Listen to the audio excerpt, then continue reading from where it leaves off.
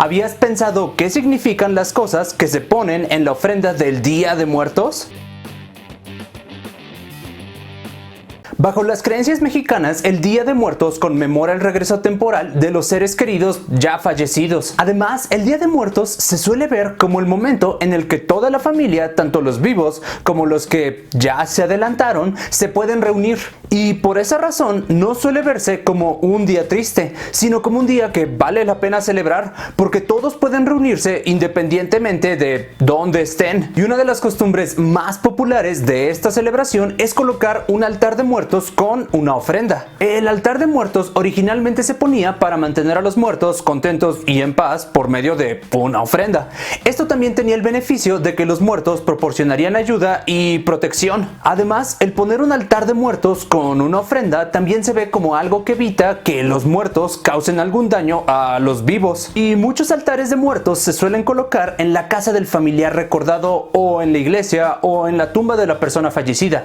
Y puede ser que tengan desde un nivel hasta 7, en donde cada nivel tiene un significado diferente. Por ejemplo, los altares de muertos de 2 escalones hacen referencia a la lucha de la vida contra la muerte. Los altares de 3 a la idea religiosa del Padre, Hijo y Espíritu Santo.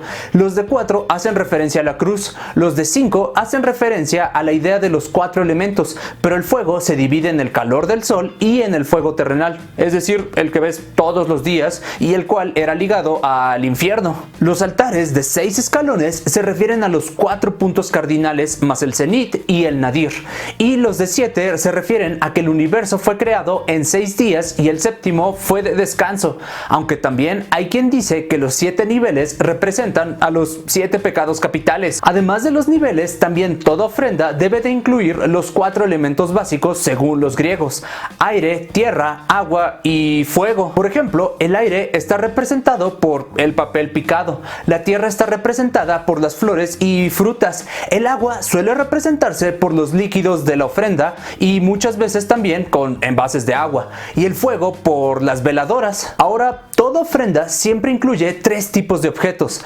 alimentos para fortalecer a los muertos, elementos para guiarlos y facilitarles el trayecto, e íconos sagrados que establecen un canal de comunicación entre el cielo y la tierra. Empecemos con los alimentos. En las ofrendas se colocan alimentos, regularmente aquellos que le gustaban a la persona fallecida. Se ofrecen alimentos a los muertos con la idea de que ellos puedan absorber la esencia de los alimentos y esto los mantenga felices y fuertes para regresar al más allá, y se mantengan así durante un año, hasta el Día de Muertos del siguiente año, cuando buscan regresar al mundo de los mortales nuevamente. Bajo estas creencias, los muertos no tienen un cuerpo como el nuestro.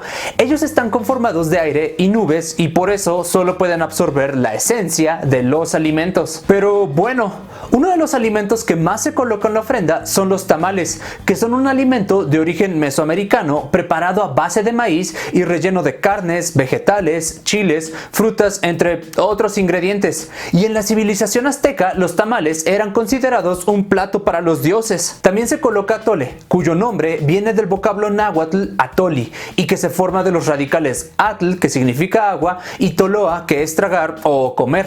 El atole es una bebida que se prepara con masa o harina de maíz disueltos en agua o leche, y se usaba para satisfacer el hambre de los dioses y de los guerreros muertos en la civilización azteca. Hoy en día lo puedes pedir junto con tu tamal en muchas partes de México. También en las ofrendas prácticamente siempre hay pan de muerto, el cual representa las almas de los muertos y que suele tener figuras de huesos que simbolizan el cuerpo o esqueleto del fallecido. El comer pan de muerto sirve para alejar a la muerte metafóricamente, tú sabes, por eso de estártela comiendo, pero también la aleja biológicamente, ya que el comer pan obviamente no permitirá que mueras de hambre. También se suele incluir el mole, el cual es una salsa hecha principalmente a base de chiles y especias y que también solía ser un platillo ceremonial para los aztecas. De hecho, el chile tuvo tanta importancia para los aztecas que existió una deidad del chile llamada así. Además de tamales, pan de muerto y moles, se suele incluir dulces y frutas. Estos y más alimentos dulces son imprescindibles para cualquier ofrenda,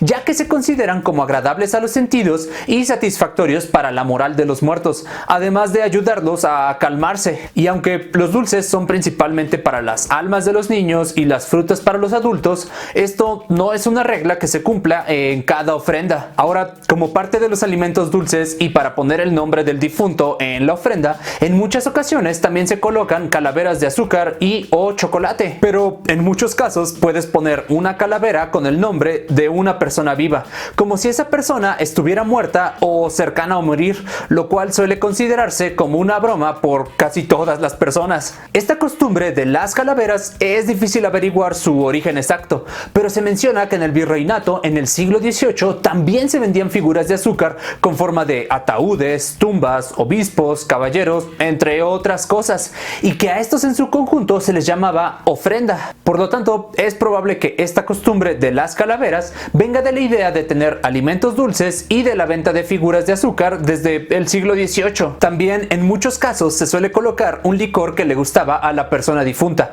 pero originalmente se solía colocar pulque, el cual es una fermentación del aguamiel un poco más espeso que muchas bebidas alcohólicas. Y de hecho, en la sociedad azteca, el pulque no podía consumirse en cualquier fecha, solo se podía consumir en determinados momentos. Y como era una bebida alcohólica sagrada, si se encontraba a alguien borracho por el pulque, se le golpeaba hasta la muerte. Incluso se llegaba a matar a quien hablaba mal del pulque. Pero bueno, a algunos ancianos y ancianas que habían alcanzado cierta edad se les permitía consumirlo libremente. También muchas ofrendas suelen llevar chocolate, el cual se consideraba una bebida de lujo y de los dioses, y que el pueblo azteca no solía consumir todos los días, y que de hecho era tan especial beber chocolate que incluso se servía en recipientes decorados y muy bien labrados, usando cucharas hechas con caparazón de tortuga. O sea, no cualquier cosa. Y cuando los españoles conquistaron a los aztecas, le agregaron leche, azúcar y canela al chocolate. Y es probable que se te haya antojado uno. Así que dime en los comentarios qué chocolate se te antojó. Y por si no lo sabías, la palabra chocolate originalmente es náhuatl y se decía xocolatl.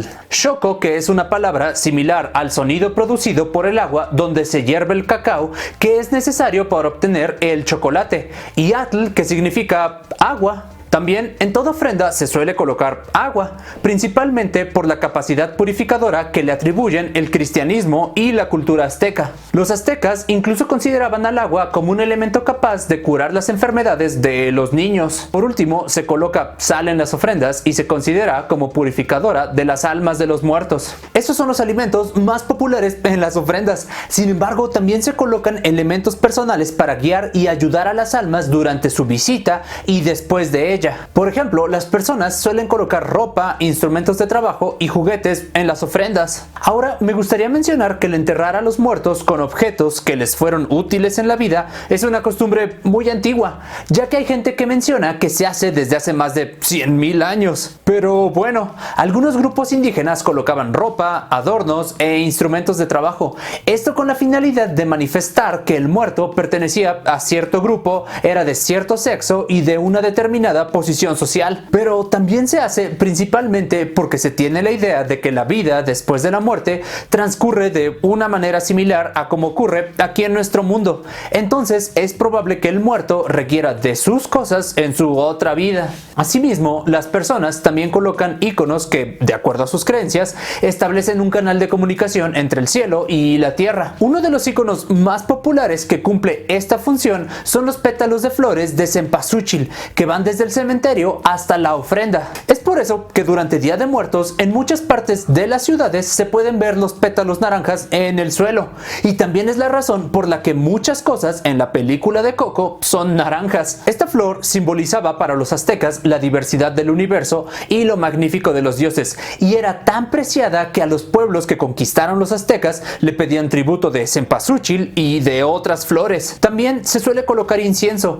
El incienso en la ofrenda se usa para conectar al cielo y a la tierra, pero además se usa para transmitir el olor y el calor de la vida a las personas muertas y para hacerles reverencia a las almas de los muertos y a los dioses. Y las velas tienen una función similar, la de conectar el mundo de los dioses y de los mortales, pero además representan las pasiones, el espíritu, la purificación y la regeneración. Además, cada vela encendida simboliza a cada uno de los difuntos, aunque en muchos casos se suelen colocar velas sin importar exactamente el número de personas a las que se dedica la ofrenda. Por último, se colocan imágenes religiosas, generalmente una cruz que también se utiliza para conectar al mundo espiritual y al de los mortales, pero también sirve para santificar la comida y la bebida de los muertos. Sin embargo, cada ofrenda es diferente y se suelen personalizar. Aún así, muchas de las ofrendas suelen llevar muchos de los elementos que mencioné. Y como te das cuenta, poner una ofrenda es algo que lleva bastante tiempo. Ahora, me gustaría mencionar que he hecho mi mejor esfuerzo por rastrear lo mejor posible el significado de cada cosa de la ofrenda a través de distintas referencias y con el conocimiento que tengo por ser mexicano. Pero no dudo que haya cometido algún error, así que si notas alguno, corrígeme en los comentarios. Y si quieres saber datos curiosos de la muerte, checa el video de Karen de la ciencia detrás de. Entonces, la ofrenda de Día de Muertos es algo bastante complejo y cada cosa tiene un significado. Pero bueno, ¿ponen ofrenda en tu casa o has visto alguna ofrenda de Día de Muertos? Dime en los comentarios. Suscríbanse al canal. Pero sobre todo, gracias por vernos.